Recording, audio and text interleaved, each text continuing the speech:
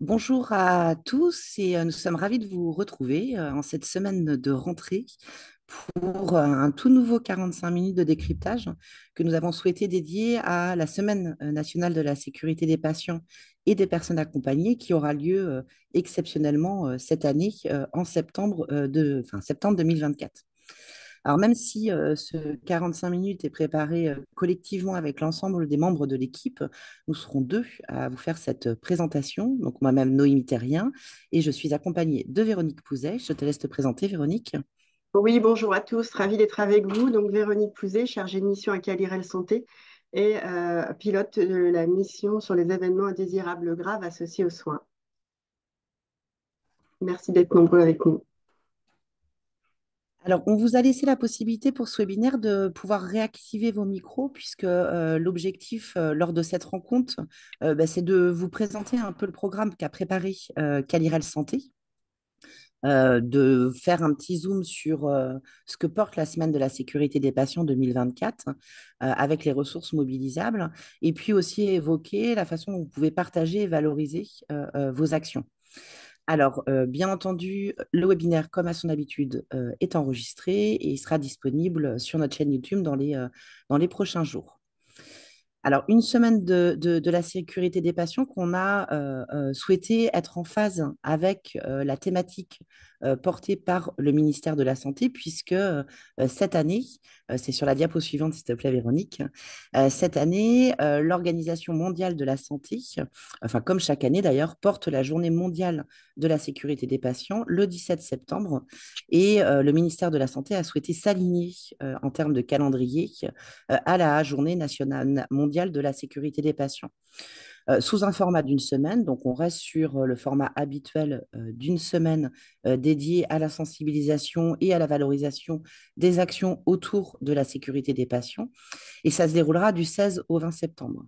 Ça laisse moins de temps que les années précédentes pour se préparer, puisque effectivement l'annonce du décalage du calendrier a été relativement tardive. La thématique qui est choisie, en tout cas qui est portée par l'OMS cette année, c'est améliorer le diagnostic pour la sécurité des patients. Et une thématique qui est portée tant auprès des professionnels des établissements de santé que des structures médico-sociales ou encore des professionnels de ville. Alors, bien entendu, et encore plus dans le contexte actuel, les questions de sécurité des patients et des personnes accompagnées, c'est bien entendu le lot du quotidien de l'ensemble des professionnels. Mais cette semaine-là, c'est aussi une belle occasion pour valoriser les pratiques qui fonctionnent et puis sensibiliser les professionnels et les personnes qu'on accompagne, patients et usagers. Donc, tout le monde est concerné. Et cette semaine de la sécurité des patients, dans les actions qu'on promue, vise à vraiment pouvoir porter des messages auprès de l'ensemble des personnes concernées, qu'elles soient professionnelles, patients ou résidents. Alors, l'idée pour nous, c'est bien entendu de ne pas faire un programme descendant, mais plutôt de communiquer des ressources qui peuvent être mobilisées ou relayées auprès de vos professionnels lors de cette semaine-là. Et puis d'autres ressources qu'on n'a pas forcément sélectionnées stricto sensus pour cette semaine-là, mais qui sont aussi des occasions de pouvoir resensibiliser vos professionnels en fonction des thématiques qui sont prioritaires au sein de vos structures. Et puis l'idée, c'est aussi de valoriser ce que les professionnels font, ce que les établissements portent. Donc on souhaite vraiment vous inciter à communiquer et que nous puissions être le relais des actions qui sont menées lors de cette semaine-là. Alors, sur la thématique portée par l'OMS, on est sur tout ce qui tourne autour de la sécurité diagnostique.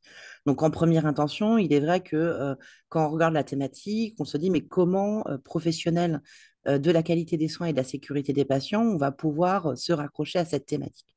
Alors, c'est quand même assez intéressant de regarder derrière la thématique de la sécurité diagnostique, ce qu'on y retrouve notamment en approche systémique et qui nous parle particulièrement lorsque on traite, on analyse et on capitalise sur les événements indésirables associés aux soins.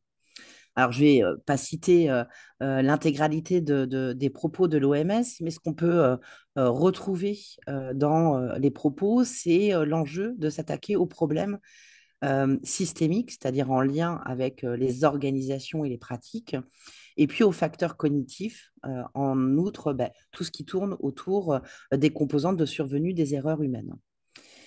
Ces facteurs systémiques, il faut les prendre comme des vulnérabilités organisationnelles et qui vont être des éléments qui vont contribuer aux erreurs diagnostiques, en particulier autour de la communication et la coopération, que ce soit entre soignants, mais aussi entre patients et professionnels. Et ce qui va forcément peser lourdement sur l'efficacité du travail en équipe. Ça veut dire que tout cela, ça nécessite de la formation, de capitaliser sur les expériences et la réalité du travail des professionnels, et du coup de pouvoir prendre en compte ces prédispositions et les préjugés à la fatigue et au stress. Alors, comment cette semaine, nous avons mobilisé cette thématique des erreurs diagnostiques au travers de la semaine de la sécurité des patients? Notre choix a été de vous proposer un programme qu'on a prédiffusé il y a quelques semaines, avec pour chaque journée, un jour, une action. Alors, une action au pluriel, puisque chaque jour, on vous propose à la fois des actions de type événement et des ressources à mobiliser et à relayer. Donc, de la manière dont on a pensé ce programme, c'est effectivement, des messages à relayer, des événements auxquels vous pouvez participer, qu'ils soient portés par Calirel ou par d'autres acteurs, et puis une incitation aux initiatives à partager. En pratique, chaque jour de la semaine, on va diffuser un message à la fois par mail à l'ensemble de nos interlocuteurs au sein de Calirel Santé, donc ce qui représente un petit peu plus de 2500 interlocuteurs dans nos carnets d'adresses, mais qu'on vous invite à relayer auprès de vos professionnels, que vous allez pouvoir retrouver aussi sur la page d'actualité de notre site internet remis à jour quotidiennement, et puis via les réseaux sociaux et principalement le réseau LinkedIn. Ce qu'on vous propose, et je vais laisser tout de suite la main à Véronique, c'est de zoomer journée par journée pour qu'on puisse vous partager les ressources qui sont mobilisables et la façon d'y accéder. Je te laisse la main, Véronique. Merci beaucoup. Alors, pour notre premier jour, tout premier jour de la semaine de sécurité, le thème est en lien avec le patient ou la personne accompagnée. Donc, quand un établissement de soins n'implique pas les usagers dans sa gestion des risques systémiques, il se prive d'un important savoir des patients qu'il ne pourra pas obtenir d'une autre personne ou d'une autre source. Donc ça, vous êtes, je suppose, tout à fait en accord avec ceci. Dans ce cadre-là, nous avons choisi deux actions phares. La première, c'est de vous faire partager un outil que l'on trouve très, très intéressant et qui a été élaboré par France Asso Santé, qui est une affiche, qui est un levier pour cette thématique qui a été créée pour faire une sensibilisation des professionnels, mais aussi des usagers sur justement le rôle de la décision médicale partagée et comment on peut participer en tant que patient et faire écouter sa voix. Donc, cette affiche que vous voyez là sur le diaporama peut être accessible par France Asso Santé et vous sera communiquée lors du premier mail que vous proposera Calirel Santé. En tous les cas, ce levier et cette affiche, ils ont un rôle primordial sur la complémentarité que peut avoir le médecin, l'équipe et le patient. Et on sait que le risque de IAS, d'événements associés aux soins évitables, peut être moins élevé si le patient participe aux décisions durant son hospitalisation. Dans un second temps, sur cette même journée, ce qui vous est proposé, c'est le lancement d'un appel à participation pour un groupe de travail. Un groupe de travail qui a pour objectif d'adapter en région une campagne internationale que vous connaissez peut-être, qui s'appelle Qu'est-ce qui est important pour vous? Et qui est pour le moment déjà en pratique en Belgique et en Suisse. Donc, dans cette question, qu'est-ce qu'on cherche? Eh bien, on cherche à comprendre les besoins et les envies et écouter, bien sûr, les besoins du patient pour qu'il devienne partenaire, professionnel, patient, partenaire, l'adhésion pour une coélaboration du projet.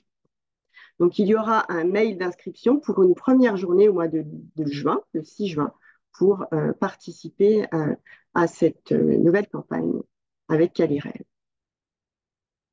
On voulait vous rappeler aussi que vous avez à votre disposition notre bibliographie de BD. Et il y en a une qui s'appelle justement Jamais pour moi sans moi. Elles sont disponibles sur le site de Calirel Santé. Le jour 2, il vous est présenté par Noémie. Ah, effectivement, le fil conducteur de cette semaine, c'est de pouvoir apprendre de ses erreurs. Donc, on a choisi cette citation que vous connaissez probablement très, très bien de James Reason, mais que nous vous proposons aussi de relayer auprès de vos professionnels qui nous rappellent tout simplement que si un accident se produit, l'important n'est pas de savoir qui a fait une erreur, mais d'identifier pourquoi et comment le système de sécurité a failli. C'est une citation de James Reason qui nous rappelle comme il est utile de pouvoir partager ses erreurs pour pouvoir apprendre collectivement.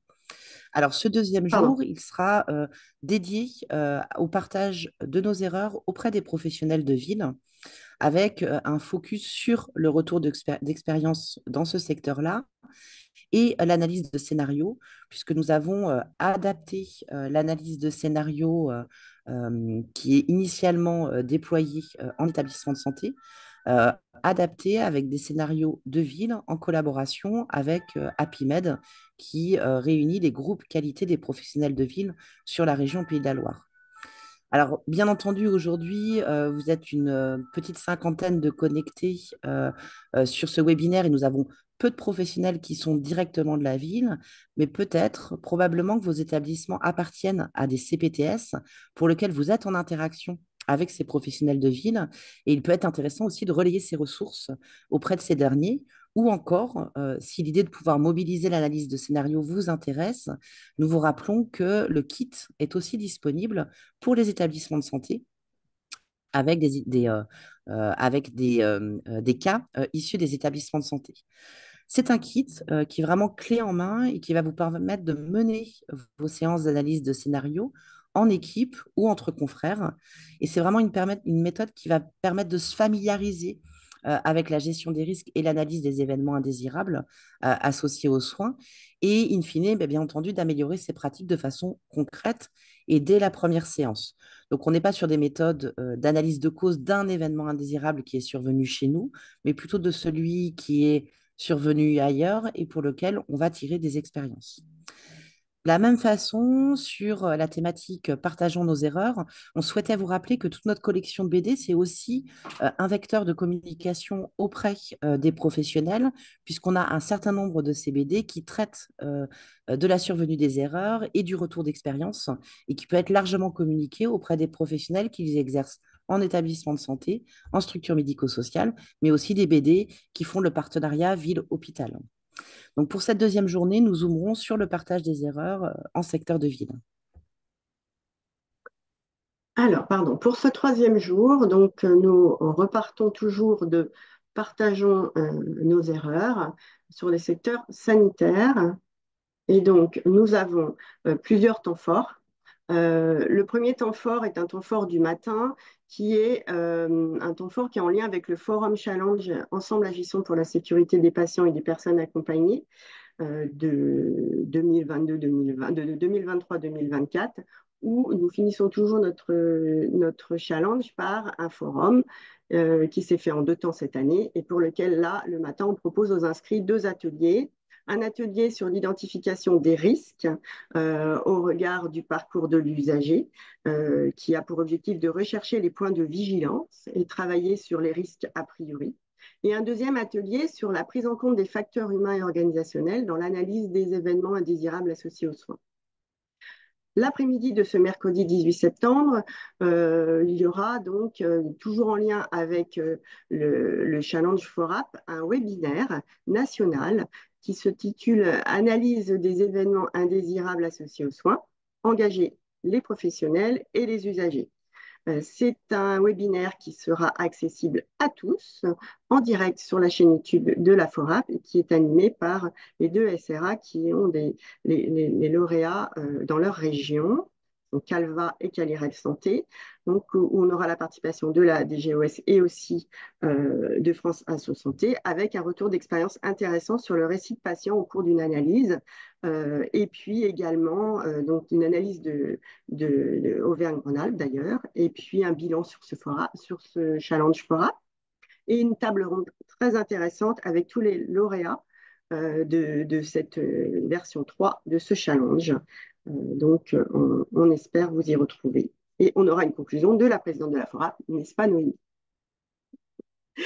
Nous avons également décidé de mettre à l'honneur, dans le cadre de ce troisième jour, un outil qui a été créé l'année dernière dans le cadre du guide EasyRex pour l'analyse des événements indésirables associés aux soins. Une fiche qui permet de définir quelle méthode on veut utiliser en fonction de l'événement. Donc, c'est vraiment un outil qui est très, très, très riche et qui permet, grâce à un algorithme standardisé à la décision en équipe et à utiliser en tant que responsable qualité au cordeau des risques, pour essayer de mieux identifier quel est notre événement et y associer la bonne méthode d'analyse, qui n'est pas forcément la méthode alarme d'ailleurs. Donc, on vous conseille d'aller regarder ce replay et puis de prendre en main cette nouvelle fiche qui pourra vous aider dans vos différentes analyses à venir. Nous passons au jour suivant. Jour 4. Et même de le relayer à vos Ah oui, professionnels qui sont en charge d'animer des RMM ou des comités de retour d'expérience. Ça peut être un bon outil pour identifier quelle méthode on va mobiliser pour ne pas s'épuiser à faire de l'alarme surtout, alors qu'il y a d'autres approches qui peuvent être mobilisées. Alors, pour le quatrième jour de cette semaine nationale de la sécurité des patients, notre thématique phare va tourner autour du travail en équipe, avec une citation d'Henry Ford qui dit que se réunir est un début, rester ensemble est un progrès, et travailler ensemble est la réussite. Donc, ce sera un fil conducteur de cette journée sur plusieurs aspects puisque lors de ce jeudi, nous vous proposons un séminaire autour de l'amélioration du travail en équipe, avec comme message principal de donner du temps pour la dynamique en équipe, avec un focus sur les soins aux professionnels de santé, je vais en parler juste après, le briefing, débriefing et l'outil SAED. Alors, c'est un séminaire en présentiel qui a rencontré un succès assez important, qui est organisé autour d'une plénière le matin et d'ateliers l'après-midi. Les plénières du matin nous semblaient extrêmement intéressantes à pouvoir partager. Donc, de 10 h à 12h30, ce séminaire régional sera accessible depuis notre site internet en libre accès, sans inscription préalable, à l'ensemble des professionnels qui le souhaitent. Donc, nous vous communiquerons dans les prochains jours la page que vous pouvez diffuser auprès de vos professionnels. Et lors de cette journée du jeudi 19 septembre, vous pourrez assister à distance ou proposer aux professionnels d'assister à distance ou de regarder en replay les thématiques portées autour du travail en équipe. Alors, ce temps-là, ce séminaire-là, il nous permet de zoomer sur une association qui nous semble importante aussi de pouvoir partager quand on parle d'erreurs diagnostiques. On parle de professionnels qui sont parfois face en difficulté à la survenue d'un événement indésirable et qui éprouvent le besoin de pouvoir déposer leurs craintes, leurs difficultés et puis leur besoin de pouvoir euh, euh, bénéficier de ressources expertes type psychologue en termes de soutien. Donc, très récemment, nous avons noué un partenariat avec l'association Soins aux professionnels de santé, qui est par ailleurs partenaire auprès de l'Agence régionale de santé des Pays de la Loire. Et c'est une association qui met en place, enfin, qui a une ligne d'écoute qui fonctionne 24 heures sur 24 et 7 jours sur 7, qui est accessible auprès de l'ensemble des professionnels de santé sur l'ensemble du territoire et qui s'adresse aux professionnels de la santé, c'est-à-dire les professionnels de santé, médecins, infirmiers, mais aussi les professionnels qui accompagnent ces derniers en termes de, par exemple, cadre de proximité, responsable qualité, coordonnateur de la gestion des risques associés aux soins ou encore directeur. Donc, c'est une ligne d'écoute qu'on vous propose et qu'on vous incite à diffuser lors de cette semaine de la sécurité des patients pour montrer que l'analyse des événements indésirables, c'est bien entendu au bénéfice du patient, mais ça prend forcément en compte les composantes organisationnelles des pratiques et le soutien auprès des professionnels. Donc, on aura lors de la matinée du séminaire de ce jeudi une intervention de l'association et une communication autour des ressources qu'il propose. Cette journée du 19 septembre, c'est aussi l'occasion pour nous de faire un focus sur un outil qui séduit, qu'on apprécie, mais qu'on ne sait pas toujours comment mettre en place, où on fait face à des difficultés d'appropriation de la mise en œuvre de l'outil qui s'appelle l'outil SAED, qui est un outil de communication sécurisé. Du séminaire des ateliers l'après-midi auront lieu, des ateliers sous forme d'escape game qui sont mis en œuvre par le centre de simulation du Mans, le CAPSIM, en partenariat avec l'association Facteurs Humains en Santé. Donc ce jeudi sera l'occasion à la fois de zoomer sur cet outil SAED et puis aussi de vous annoncer que des ateliers SAED avec le format Escape Game seront proposés auprès des établissements adhérents à Calirel Santé et des professionnels sur la fin 2024 et très très probablement en fonction de vos besoins et de vos attentes en 2025. Encore une fois, une occasion aussi de relayer euh, selon votre choix, une BD qui aborde la question du travail en équipe. Alors, quand je dis selon votre choix, puisque toutes nos BD, les 7 tomes, abordent de près ou de loin la question de la communication et de la coopération en équipe, que ce soit en unité de soins, en interface entre un secteur médico-social, un établissement de santé ou encore des professionnels de ville, ou encore entre services au sein d'un établissement. Donc, on vous invite vraiment à relayer à diffuser ces BD qui sont en libre accès sur notre site internet. Et enfin, Véronique, pour le dernier jour. Oui, donc notre dernier jour restera sur le thème de partageons nos erreurs, mais sur le secteur médico-social cette fois-ci, où il y a eu la création de 3 kits. Donc le premier kit était le kit équipage EHPAD, hein, qui est sorti en 2017, il me semble, et qui a été adapté sur le secteur SAD et handicap. Et donc, il existe maintenant pour chaque secteur un guide et des outils adaptés pour être accompagnés à la structuration de la gestion des risques dans le secteur médico-social. Donc, une page dédiée sur le site de Calirel pour chaque secteur. Dans chacun de ces guides, vous avez des chapitres identifiés. Le premier, c'est aborder la culture de la gestion des risques pour être sensibiliser les équipes et puis créer aussi sa cellule qualité gestion des risques. Un autre chapitre sur le pilotage de la démarche, qui est très important aussi, hein, la démarche de gestion des risques des événements indésirables associés aux soins, avec des e-learning, l'appropriation des outils également. Et puis un chapitre sur l'analyse des événements indésirables, avec toutes les méthodes.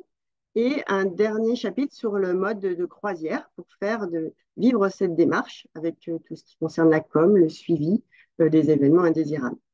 Pour accompagner ce guide, il y a aussi tout un tas d'outils qui ont été créés qui peuvent être réadaptés par les structures, comme les fiches de déclaration, les procédures, les chartes d'incitation à la déclaration des événements indésirables, tous les outils de com, les flyers, des vidéos et des affiches pour essayer de sensibiliser les équipes et les amener à pouvoir déclarer de plus en plus leurs événements indésirables associés aux soins. De même, il y a dans cette journée-là mis à disposition, et c'est ce qu'on a voulu aussi mettre en zoom par rapport à cette dernière journée, un MQMS en replay qui explique comment mobiliser l'ensemble de ces éléments pour structurer votre démarche de gestion des risques. Et bien entendu, vous trouverez forcément dans le secteur médico-social la bonne ou l'une ou plusieurs BD qui peuvent vous accompagner sur cette semaine de sécurité des patients.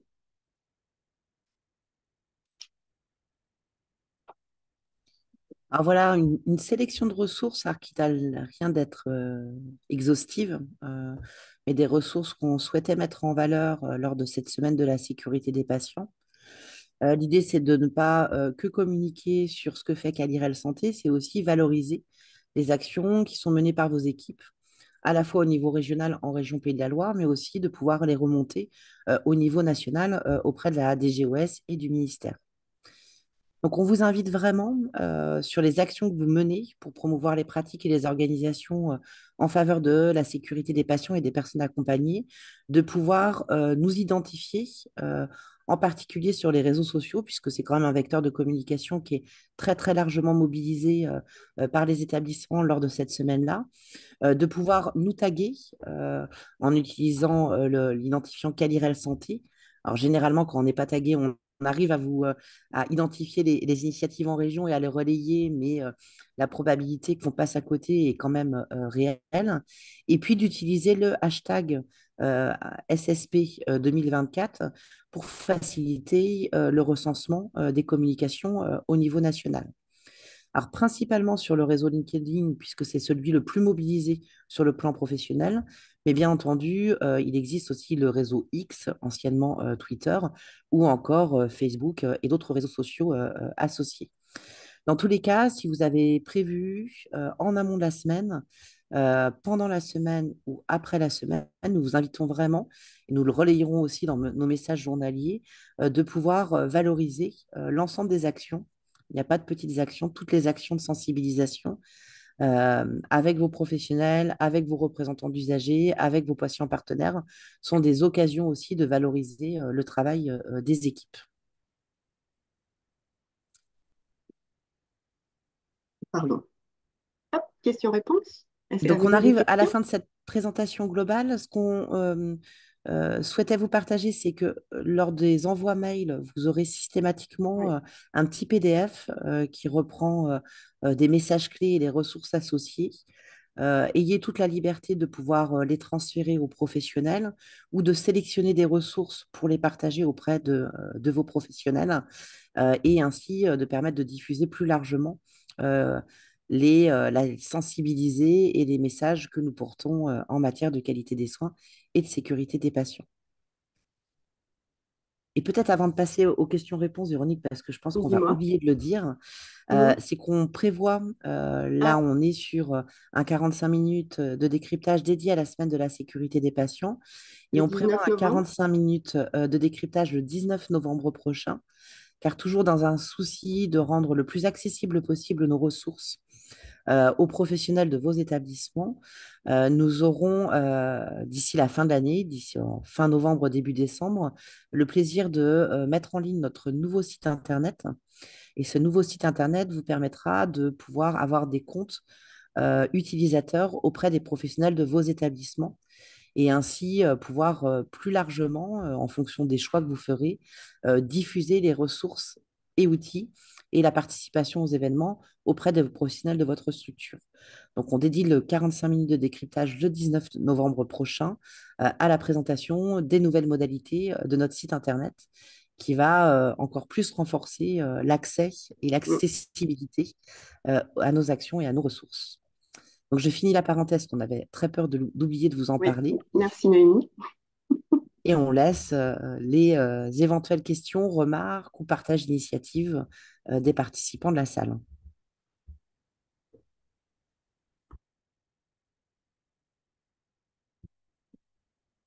J'arrête le partage.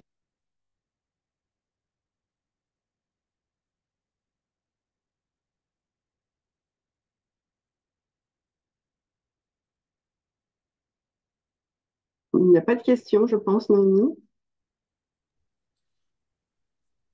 Pour le jour 1 et l'affiche sur la décision médicale partagée, je vous ai remis dans le fil du chat l'information sur le fait que France Asso Santé a déjà un certain nombre de milliers d'affiches de prêtes avec les enveloppes de prêtes. Donc, il suffit de leur passer un petit coup de fil ou d'aller à leur rencontre.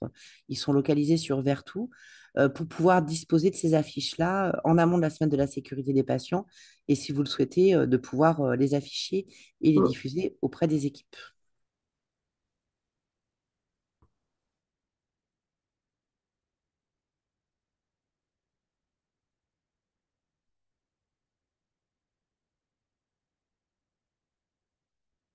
Il n'y a pas de questions dans le chat non plus.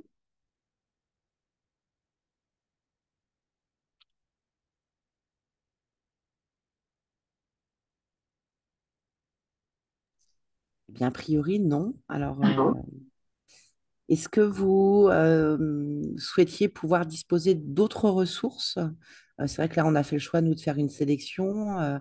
Est-ce que, au-delà de l'envoi du replay, est-ce que vous souhaitez aussi qu'on puisse rajouter d'autres ressources qui ne sont pas forcément en lien avec la thématique portée cette année, mais qui pourraient contribuer à l'animation de séance? Je pense par exemple à nos escape games. Euh, on a un Mm. escape game sur l'identito-vigilance qui peut aussi aborder les sujets des erreurs, alors pas diagnostic, mais des erreurs, ou encore des escape games sur la bientraitance et l'accompagnement à domicile. On a d'autres ressources qui existent et on peut bien entendu vous les partager. Bonjour, c'est Sylvie au CHU de Nantes. J'avais une question par rapport à l'escape game sur ça aide. En fait, enfin, ce sont des ateliers que Caliral proposera et auxquels on s'inscrit. Enfin, comment ça va se passer, hein? Exactement, donc c'est un partenariat qu'on réalise avec CAPSIM, le centre de SIMU du Mans, et l'association Facteurs Humains en Santé.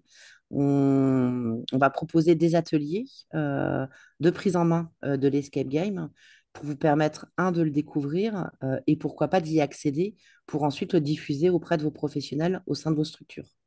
Donc, c'est vraiment D'accord. des ateliers qu'on va proposer aux établissements adhérents pour s'approprier l'outil d'animation et de sensibilisation. Et si enfin, nous, en fait, il se trouve qu'au CHU, en fait, on était, en fait, on a déjà, en fait cet escape game. Donc, en fait, pour obtenir ensuite le kit, hein, il faut s'adresser. Alors, c'est à l'association Facteurs Humains en Santé Ok, d'accord, qui, sous certaines modalités, mettront en accès l'escape game. ça marche. D'accord. Merci. Mais au besoin, on peut te mettre en relation avec Véronique Delmas du Oui, oui, CAPSIM, oui. puisqu'elle est au Mm. Mans et peut-être plus simple, Non, et tu puis, nous dis et on peut te mettre en relation sans problème. c'est gentil, ouais. Et puis sinon, bah, nous, bah, merci pour tout ce que vous proposez là pour cette semaine sécurité patient. En fait, on a fait un petit peu la même chose au CHU, c'est-à-dire qu'on on s'est fait un message par jour, mais beaucoup plus tout petit, on va dire, le message, qui reprend un petit peu les thématiques que vous avez prises. Et en fait, ce qu'on a fait, c'est qu'on a derrière, en fait, à chaque fois qu'on avait un petit message, on interrogeait, et vous, qu'est-ce qui se passe dans votre équipe? Est-ce que vous Mhm. déclarez ou pas? Quand est-ce que vous déclarez? Mais vraiment une ou deux questions. Le travail en équipe, est-ce que vous vous soutenez ensemble? Enfin, vraiment des petites choses ciblées, hein, pour essayer que, parce qu'en fait, on s'est rendu compte que quand on envoyait des messages qui étaient un petit peu trop détaillés, en fait, au bout d'un moment, en fait, les agents ne les lisaient plus, hein. Donc, on a Mhm. vraiment un message extrêmement court, quoi.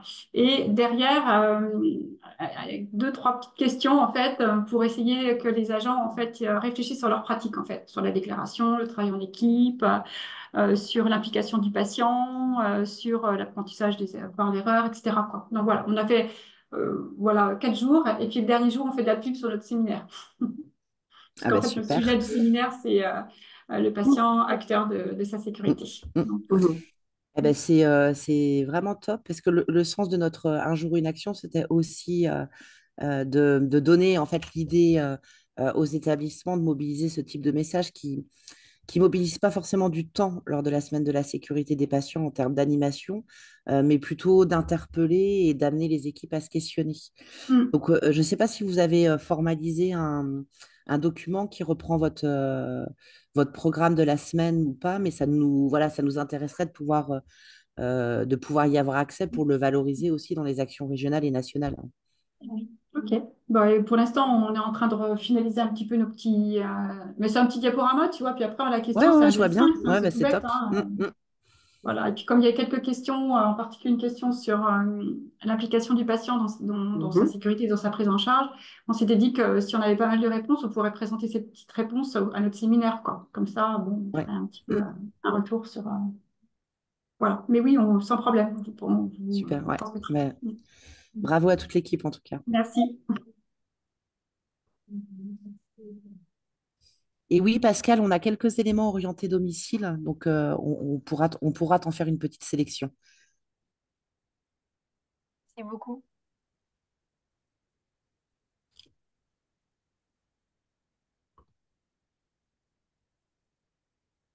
Eh bien, écoute, j'ai l'impression, Véronique, Oui, il faut que ça soit digéré. oui, certainement. Dans tous les cas, ce webinaire, on le met à disposition en replay. Euh, le programme de la semaine, il fait déjà l'objet d'une actualité sur notre site internet. Mhm. Donc, s'il y a un message, un outil qui vous interpelle, mais vous ne voyez pas trop comment le mobiliser, n'hésitez surtout pas à revenir vers l'équipe pour nous permettre de vous en faciliter l'accès et le relais. Il En sera tout cas, merci accessible aussi beaucoup. dans la newsletter. Exactement, tout à fait, qui est parti aujourd'hui. Voilà, tout à fait. Et d'ailleurs, dans cette newsletter pour les établissements qui ont de l'activité de bloc opératoire, nous avons un zoom avec un regard de l'assureur sur l'utilisation de la checklist sécurité du patient au bloc opératoire que nous vous invitons à lire.